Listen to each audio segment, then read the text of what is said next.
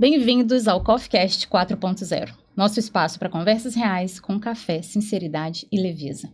Hoje o papo é forte, mas necessário. Vamos falar sobre narcisismo, um tipo de relação que começa parecendo um sonho, mas aos poucos vira confusão, desgaste e a perda de si mesma, capaz de te fazer duvidar da própria percepção. Mas o que existe por trás desse comportamento narcisista? Como ele se forma? Por que a gente se envolve? E, principalmente, como se libertar dessa relação doentia? Já prepara o café, porque hoje o assunto é daqueles que abre os olhos e pode curar o coração. Então, meninas, o que vem à mente quando a gente pensa na palavra, quando vocês pensam na palavra narcisismo? Então, posso começar, né, meninas? Então, o que vem à minha mente, inicialmente, é um termo que tá chato, cansativo. Eu percebo que na internet hoje em dia só se fala disso. É a primeira coisa que me vem à mente quando eu ouço essa palavra, é uma certa repulsa da forma com que as pessoas têm tratado o que efetivamente significa isso.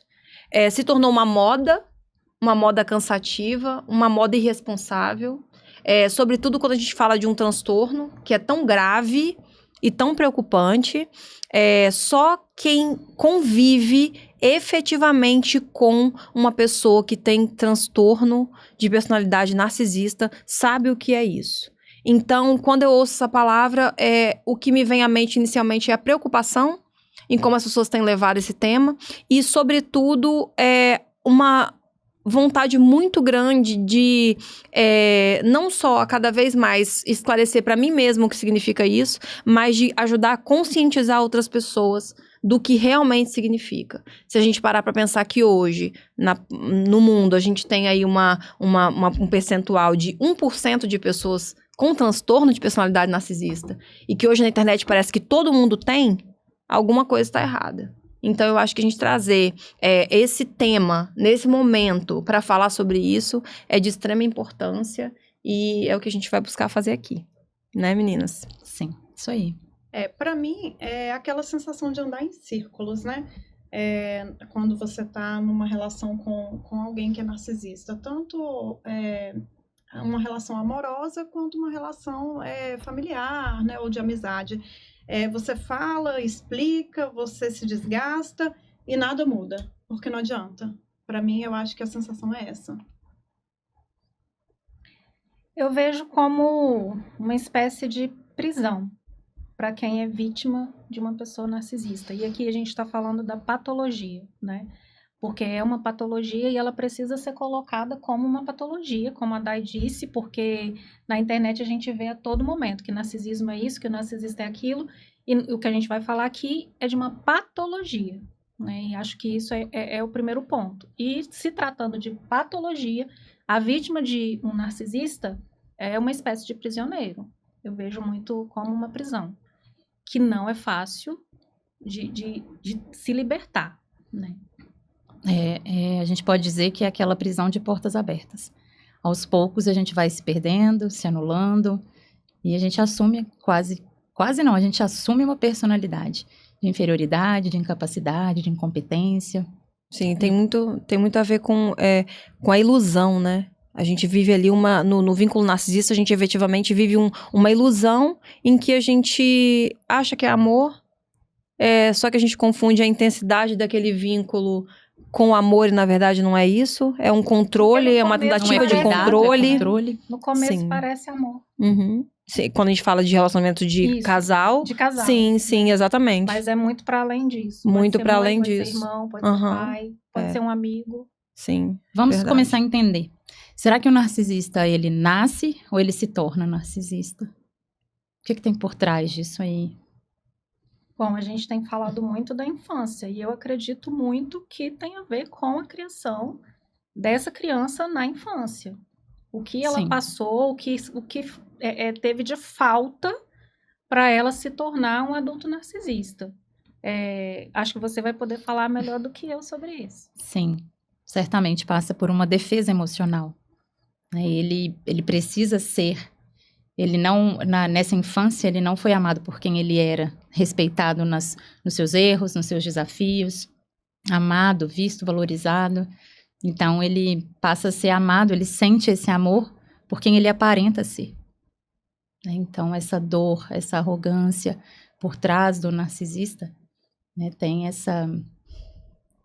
é uma falta.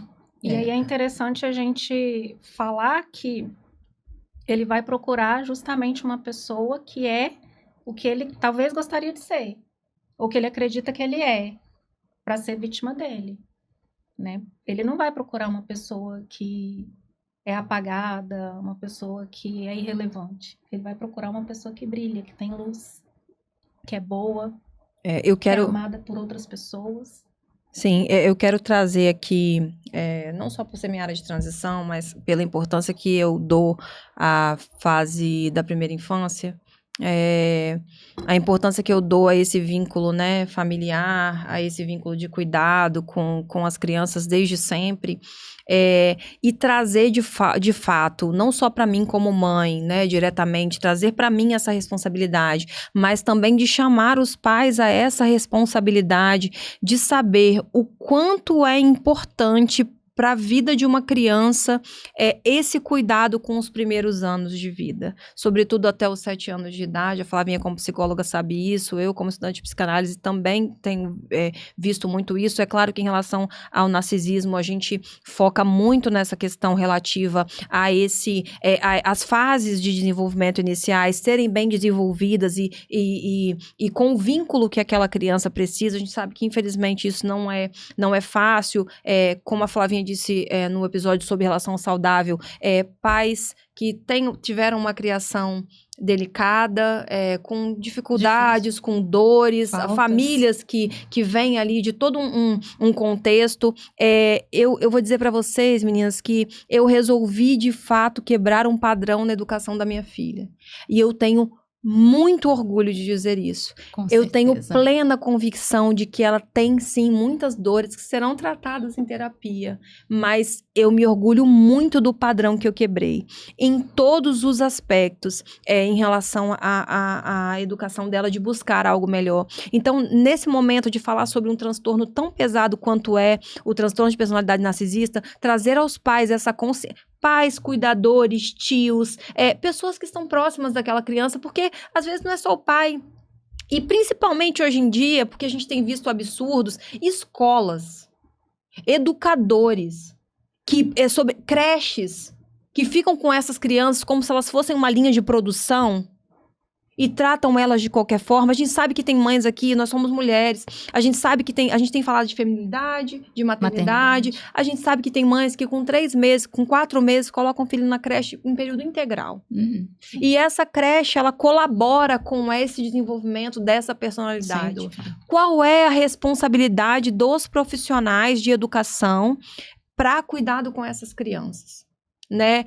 A gente trazer essa responsabilidade de ver o que a minha ausência, a minha omissão pode fazer com um ser humano pro resto da vida dele. A gente olhar para essa primeira infância com a responsabilidade que ela merece ter, com o cuidado que ela merece ter, porque de fato merece. A gente tem estudos hoje, estudo na psicanálise, que estão tentando entender especificamente de onde vem o narcisismo, né? Se é uma questão genética, mas que de fato, que é comportamental também, já se tem certeza. Então a gente está aqui trazendo dessa questão de certeza, de justamente entender o que faltou, porque quando a gente pensa no narcisista sob o ponto de eles não têm empatia, eles têm todo o senso de grandiosidade, de necessidade de admiração, a gente pensa que eles são superiores, porque é assim que eles tentam se transparecer, mas a grande verdade é que eles são fracos. Sim. Completamente Eles são inseguros, vazios, eles são inseguros, Sim. e quando eles veem essas pessoas, como a Rose falou, né, que brilha, que demonstra ali que são pessoas fortes, que são pessoas amorosas, né, Flavinha? Cuidadosas. Eles percebem fortes. que há uma pessoa ali que vai ter a nobreza de ver em mim, talvez, algo que eu não consigo ver. E aí vai ser daquela pessoa que eu vou tirar o suprimento que eu preciso para durante esse relacionamento eu me sentir alguma coisa. Porque ninguém nunca me disse ninguém nunca me fez sentir assim. E é assim que começa esse relacionamento. Você percebe que o narcisista, ele quer a todo tempo estar confortável naquele relacionamento, no sentido de se demonstrar mesmo superioridade em determinadas circunstâncias e tirar daquela pessoa o amor que ela tem por si mesmo. Porque ele quer pra ele. Suga, né? Ele suga. É exatamente assim que a gente se sente. É sugado mesmo. É como se fosse uma vampirização, né? Daquela energia boa para aquele que não tem, né? Então, trazer essa consciência da primeira infância, para mim, é um ponto extremamente importante para a gente tentar mudar de alguma forma esse percurso aí, né? Porque o que vem depois disso é desesperador. A consequência é pesada, né? Sim. Lidar com isso depois, sair desse condicionamento, desse aprendizado na primeira infância, que a gente internaliza valores, princípios, né? Ali onde a criança ela precisa se virar com aquilo que chega e que ela não tem discernimento, ela não sabe se aquilo não é, ou aquela é a verdade que ela está aprendendo naquele momento, e ela vai levar isso para a vida, e depois ela vai atrair relacionamentos, pessoas, situações, vai estar em lugares que vão reforçar, né, toda essa falta, toda essa dor. E aí nós estamos falando do próprio narcisista, que talvez, né, na falta, como ele necessita do outro para se perceber, para existir, na verdade, diminuir o outro para isso, e as vítimas que acabam, né, sendo presas aí dessa relação. As vítimas, elas alimentam o narcisista, né? O narcisista, ele escolhe muito bem as vítimas dele, porque a vítima normalmente alimenta o narcisismo dele. Sim. Então, não é qualquer pessoa. Ele vai ali, ele escolhe a dedo quem é a vítima dele. E até interessante falar, não sou especialista em nada, eu falo sobre o que eu já estudei, né? Sobre o assunto, mas, assim, quando a pessoa toma consciência de que ela está em um relacionamento com uma pessoa narcisista e ela resolve sair, mesmo sendo muito difícil, ela consegue sair, o narcisista, ele não sabe nem o que fazer. Ele fica maluco, porque ele não admite, não aceita alguém sair de uma relação com ele, porque ele é perfeito. Aceita. E não é amor. Porque ele é perfeito, ele vai fazer de tudo para poder conquistar aquela vítima de volta, ele vai fazer de tudo, ele vai ser perfeito, ele vai jurar mundos e fundos para voltar. E quando essa vítima cair de novo acreditando na palavra dele e voltar, corre o risco até dele ir lá e terminar a relação, só para ele sair por cima e falar, foi eu que terminei. Sim. Então, assim, muitas das vezes ele vai rastejar para poder ter aquela pessoa de volta, e só para quando ter aquela pessoa de volta, ele ter o prazer de falar, agora quem tá terminando sou eu, agora quem não quer sou eu. Diminuir e aí um destrói mais ainda aquela pessoa, porque aquela pessoa vai ficar com o sentimento de, poxa, eu tentei sair, eu vi isso antes, mesmo assim eu acreditei de novo. Então é aí que a pessoa se sente mais destruída ainda. Por isso que é um poder de destruição tão grande, né? Porque a vítima ainda se sente culpada. Ela ainda carrega esse peso de sentir dor, de sentir culpa. Então, é muito destrutivo você ser vítima de um narcisista. E escolher sair e conseguir... Entre escolher sair e conseguir sair, existe ainda um longo caminho. O que eu acho Porque muito... não é tão simples sair também. Não é. Sim. É uma reconstrução, né? Sim, o que eu acho muito importante a gente falar aqui, eu trago sempre, eu trouxe a questão da banalização, e eu de fato me preocupo muito com isso, mas a gente precisa ter muito cuidado, porque e a Flavinha sabe disso muito bem, há uma linha muito próxima do que é um manipulador para o que é um narcisista. São coisas diferentes. As mulheres têm falado muito, Maiara e Maraísa fizeram o favor de fazer uma música, que eu não me lembro muito bem a letra, mas fala do narcisista louco e não sei o quê. As mulheres precisam entender, e os homens também, porque tem narcisistas homens e mulheres, que tem gente que só não presta mesmo. Tem gente que só quer fazer hora com a sua cara. Tem gente que tem um carinha que às vezes tá interessado em você, mas ele só quer te prender. Ele não é um narcisista. Ele é um manipulador. Ele é uma pessoa que não tem caráter. Mas às vezes ele não é narcisista. Então, quando a gente analisa um narcisista e efetivamente o que seria um narcisista, a gente tem alguns problemas. O primeiro deles eles precisam ter uma quantidade considerável de condutas, não só considerável de condutas, quanto de forma permanente e constante, por muito tempo. Então, às vezes, a pessoa tem uma determinada atitude por um momento pessoal que ela vive e ela se transforma, ela se comporta daquela forma. Ah, fulano é narcisista. Não obrigatoriamente. Sim. O que a gente vê muito no narcisista, e a gente pode falar disso de forma cumulativa, né? Ele é muito soberbo. Então, geralmente, é aquela pessoa que tem mania de grandeza. Melhor Ela é do que sempre todo mundo. melhor do que todo mundo, tudo Tá dela é certo melhor em do que o do tudo. outro. Se você participa da vida dela e você alcança você se formou psicóloga e você tem o pai ou a mãe que é narcisista. A Flávia é psicóloga porque eu proporcionei a faculdade dela. Então, a Flávia só chegou lá por causa de mim. A Flávia não fez prova nenhuma, ela não foi pra faculdade todo dia. A responsabilidade desse diploma é minha. E quando o pai ou a Resolve mãe, tudo. quando o adolescente cresceu, virou jovem, aí o pai e a mãe vai lá e ajuda com a influência que tem, né? Ajuda a arrumar um emprego. O fulano só trabalha lá porque eu arrumei um emprego pra ele. Sim. E aí o fulano leva um atestado, acontece alguma coisa? Não, porque fulano vai me queimar. Porque eu indiquei. Gente, não é sobre você. Sim, Né? É a vida sim. do fulano. Sim. Quando você traz essa diferença do manipulador para o narcisista, a gente consegue perceber isso, quanto as relações com o narcisista duram anos, né? Ele envolve ali de uma forma que você acredita naquilo que ele fala e faz. Uhum. Então, é uma diferença de uma falta de caráter, de fazer uma hora e você conseguir perceber Isso ali aí. e sair mais rapidinho. Inclusive, vocês falando sobre isso, a gente precisa entender também que existe o narcisista patológico, que ele é diagnosticado, né? Ele de fato tem não sei como fala, doença, síndrome, não sei, né? É o transtorno, né? E tem as pessoas que têm o padrão narcisista. Tem como a gente identificar isso? Quem tem um padrão narcisista ou quem é narcisista patológico? Como que a gente consegue identificar isso? Então, o que acontece, Aline, eu estava até pensando sobre isso, porque padrão narcisista, eu acredito que todos nós temos em alguma coisa, em alguma área, em algum momento.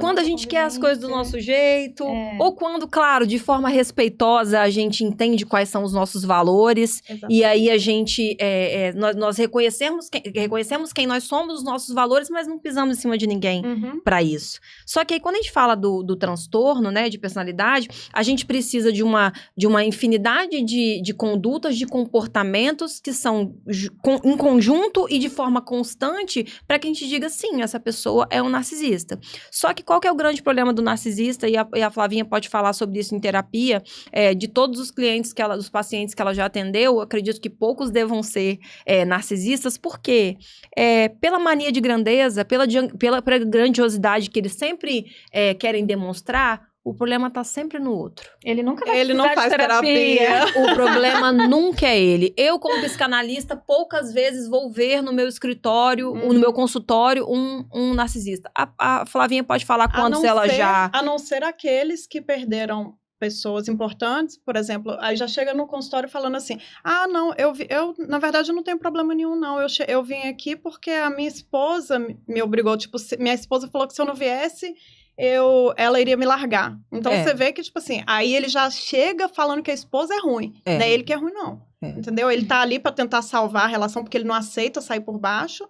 E aí ele já chega colocando a culpa no outro e ele quer manipular a terapeuta. Sim. A terapeuta vai falar daqui a pouco. A intenção é justamente essa. A terapeuta de que ele é o bonzão, ele tá ali, nem precisa. Saudável, o doente ficou em casa. Sim, exatamente. Os poucos que chegaram não ficaram muito tempo. Não ficam, né? Ou eles chegam pra manipular o terapeuta e pra mostrar que, na verdade, o problema tá quem ficou lá em casa, não é isso, Flavinha? E a terapeuta também não é boa. Sim. Ela não é suficiente. suficiente, ela não vai conseguir me ajudar. Não, Ela exatamente, não, sim. né? E é uma conduta que a gente às vezes vê muito no narcisista, no narcisista patológico, especificamente falando sobre transtorno, eles têm uma mania de grandeza que é tão absurda, uma falta de empatia, que às vezes você traz um problema pra ele e ele vai falar assim, também você não fez igual a mim, você tá passando por isso, porque se você tivesse feito igual a mim, ó, você não tava Não passando. Uhum. Então, eles sempre têm a saída perfeita para qualquer coisa. Eles sempre têm a solução para os seus problemas que são diferentes das suas, porque as suas são péssimas e a dele é que de fato A dele faz sempre todo é melhor. sentido. Melhor, correta. Sim, outra questão, outro ponto também do narcisista que é muito interessante é que geralmente eles estão sempre, são aquelas pessoas que sempre querem estar numa posição tão privilegiada que elas podem passar na frente dos outros numa fila. Você quer ver o narcisista se fazer depois que ele faz 60 anos que ele é idoso? Ele se sente o dono do mundo. Eu tenho mais de 60 anos. Não, eu tenho direito de tudo. Porque o narcisista, de fato, patológico, ele não precisa ter direito de nada, mas na cabeça dele ele tem. Ele tem que ser atendido primeiro no consultório. Se ele se atrasou, mas ele chegou, eu já cheguei, então tem que ser atendido. Não importa que eu tô atrasado. Eu tenho que ser atendido aqui porque eu cheguei. Não, mas a senhora se atrasou. Não importa. Então, geralmente, é aquelas pessoas que normalmente arrumam uma confusãozinha ali em algum lugar, porque sempre foi prejudicado. Não, porque não me atenderam no horário, eu tô aqui desde tal hora, não sei o que lá. Ninguém é suficiente. Nenhum prestador de serviço, nenhum atendente de loja, ninguém atende bem, o médico é péssimo, a qualidade é horrível, e geralmente são pessoas que têm reclamação de todo lugar. Eles, não só de lugares, mas como de pessoas. Se alguém tá fazendo alguma coisa, sempre tem um motivo de crítica. Eles são pessoas que ou invejam muito, ou sentem que são muito invejados. Então, geralmente, são aquelas pessoas que você olha e fala assim, tá sempre falando que tem alguém morrendo de inveja dele. Às vezes não tem E, normalmente, quem sente nada. que é muito invejado é porque é um invejoso, né? Então, Pode de ser, fato, porque reconhece. o narcisista é um invejoso. Sim. Também. E aí, às vezes, ele não tem nada. Você olha e fala assim, mas inveja de quê? Não tem nada e não é nada. Exato. E aí você pensa, mas inveja de quê? Não, na cabeça dele, ele é muito invejado e todo mundo morre de inveja dele. E ele gosta de ser admirado. E por que às vezes ele pega justamente essa pessoa que é a luz? Porque ela vê, de fato, alguma virtude. Porque ela tem facilidade de ver virtudes. Sim. Mais do que de ver defeitos. Ela confia, ela incentiva, ela acredita. Ela acredita no ser humano. A gente começa a acreditar. E costuma no que ele ser fala. uma pessoa envolvente, né? Sim. Em algum momento, com outras pessoas. Porque nem Sim. sempre é esse perfil que chega e toma conta. Para os outros, ele é bonzinho também. Sim. Mas para aquela pessoa, com a vítima ali especificamente, ele... Porque ele chega de mansinho, sendo bonzinho, pra vítima também. E aí, no começo, e aí depois que ele sente que já fisgou, aí ele mostra quem ele é de verdade. Muitas das vezes, descaradamente, outras vezes imperceptível. Às vezes a vítima nem se sente culpada, né? Acha que ela tá provocando tudo aquilo ali que tá acontecendo. Exatamente. Né? Mas quem vê de fora, ele é o perfeito e a outra pessoa é ruim. Para todas as pessoas de fora, ele é maravilhoso. Ele ou ela, né? O narcisista, ele é maravilhoso. Só acho com a que vítima isso é muito que perceptível, principalmente quando é relações familiares, por exemplo, né? Quando a pessoa tá nas relações familiares, ela costuma ser uma dentro de casa e outra fora, né? Será que uma mãe ou um pai, por exemplo, escolhe a criança? Se ela tem vários filhos. Será que existe um que é mais propenso? Ou mãe que é narcisista patológico? Será que existe um filho que é mais propenso a ser a vítima? Como que é esse processo? Como que desenrola isso? Então, a gente acaba estudando, estudando a psicanálise, a Flavinha na psicologia, a gente acaba estudando esse perfil e a gente acaba percebendo que pros de fora é o político. O narcisista para os de fora é o político, simpático, prestativo, fala de Deus que é uma maravilha, amigo, tô aqui à sua disposição para o que você precisar. Então, eles acabam levando as pessoas que estão de fora a um erro Eles acabam levando de uma maneira que quando a vítima do narcisista, e aí quando você questionou sobre filhos, né, relação de pais e mães, geralmente quando o narcisista tem mais de um filho, um é sempre o filho querido e o outro é o bode expiatório. É o coitado, o escorraçado, o que não presta pra nada, e o outro é o filho querido, que vai ser tudo, o que é maravilhoso. O filho querido é o que tem mais luz. O filho querido, o filho... É o que não bate de frente, é o que aceita tudo. É o que aceita tudo. E o filho que bate de frente é justamente o filho que alimenta aquele padrão do narcisista. Por quê? Eles querem o quê? Justamente, eles se alimentam justamente desse confronto, do seu dispêndio emocional. E aí, quando a gente fala de relacionamento dentro de casa, né? De mães e filhos, com as demandas que tem diariamente de família, né? E aí, às vezes, o narcisista, ele justamente se alimenta daquele filho que bate de frente, que quer discutir, que quer falar sobre. E aí, quando aquele filho, se em algum momento aquele filho entende esse relacionamento e fala assim... Agora eu vou me calar? A pedra imóvel cinza? Apático? Ele deixa de alimentar. E aí que o narcisista surta. E aí é que ele surta. E quando o narcisista, deixa eu só trazer aqui uma questão, quando eu falei de filho, né? Do bode expiatório e do filho querido, que geralmente o narcisista tem, a preferência para um e para o outro. O filho querido não conhece a mãe que o filho que é bode expiatório conhece. Sim. É como se fosse duas mães exatamente. Dois irmãos. Né? Exatamente. E aí, às vezes, quando o filho que é bode expiatório vai chegar para aquele irmão e vai falar o que sente, o que passa, tá louca. De quem que você tá falando? De quem que você tá falando. Uhum. E aí, a pessoa que é vítima fica numa situação ainda pior, porque pros de fora... O narcisista é maravilhoso. É aí que começa a se culpar. Será que eu que sou ruim? Sim. Por que todo mundo se dá bem e só eu que não dou? O problema é eu. O problema sou eu. Por que só eu não me dou bem nesse relacionamento aqui? Uhum. E aí você, em relação de mães e filhos, é muito pior, ou de pais e filhos, é muito pior por causa desse peso. Quando você é uma criança, como é que você administra isso? De você ser a diferente porque você bate de frente. E você tá alimentando um padrão de uma pessoa e uma personalidade, um transtorno de personalidade que você não sabe lidar. E aí você cresce normalizando isso e achando que é coisa de mãe. É coisa de pai. É proteção. É cuidado. Que você aprende, eu preciso honrar meu pai e minha mãe, eu tenho que aceitar. Exatamente. Nem sempre, gente. Se você tá lidando com um narcisista patológico, independente se é pai ou se é mãe, se afasta. Se afasta pela sua sobrevivência. E às vezes a vítima ainda justifica por ser pai, claro, por ser mãe. Claro. Faz isso porque me ama. E aí o grande problema dos psicólogos, né, dos psicanalistas ou psicólogos de entenderem esse perfil é que o narcisista dificilmente busca essa ajuda até para ser diagnosticado. E aí coloca a vítima e coloca a família numa situação delicada, porque vai ter que ir para terapia, levar o que está acontecendo para aquele terapeuta apoiar ele de identificar. De fato, a gente tem um transtorno aí. E como é que você vai lidar com esse transtorno? Então, quem está sendo prejudicado tem que ir para lá resolver a treta que nem devia ser dele. Exatamente. Que deveria ser do outro. Porque se uma pessoa não vai, se o narcisista não vai para uma cadeira de terapia para poder se tratar, ele obriga a vítima a fazer isso.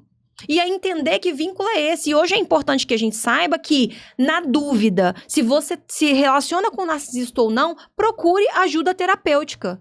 E não fica na internet, narcisista, e fulano é narcisista, e minha mãe é, e meu pai é, e meu irmão é, e meu marido é. Vai para terapia. O profissional que está habilitado para entender o que é o transtorno vai te ajudar a entender. Porque o bendito do narcisista dificilmente vai fazer isso por você. Ele não vai cortar o cordão, né? De jeito nenhum. E nem vai buscar ajuda. E se ele buscar é para convencer a terapeuta de que o que tá lá é maluco, ou para conquistar a terapeuta, ou para... E daqui a pouco ele vai falar assim, aquilo que a Flavinha falou, né? A terapeuta não é boa. Que é isso que eles... Ninguém é bom. Ninguém é bom. Não vai ser a terapeuta, né? Ela que vai me salvar. Exatamente. Então, assim, quem vive e que sente que tem alguma coisa estranha, buscar esse apoio para entender essa relação da melhor forma possível, né? Exatamente. Sim. Bom, gente, o papo tá quente, mas a gente vai finalizar agora, né, nesse momento, esse episódio sobre o narcisista, porque no próximo a gente vai dar continuidade, mas agora a gente vai falar um pouco mais da vítima. como sair de uma relação narcisista, seja ela com familiares ou no relacionamento amoroso. A gente espera vocês no próximo episódio.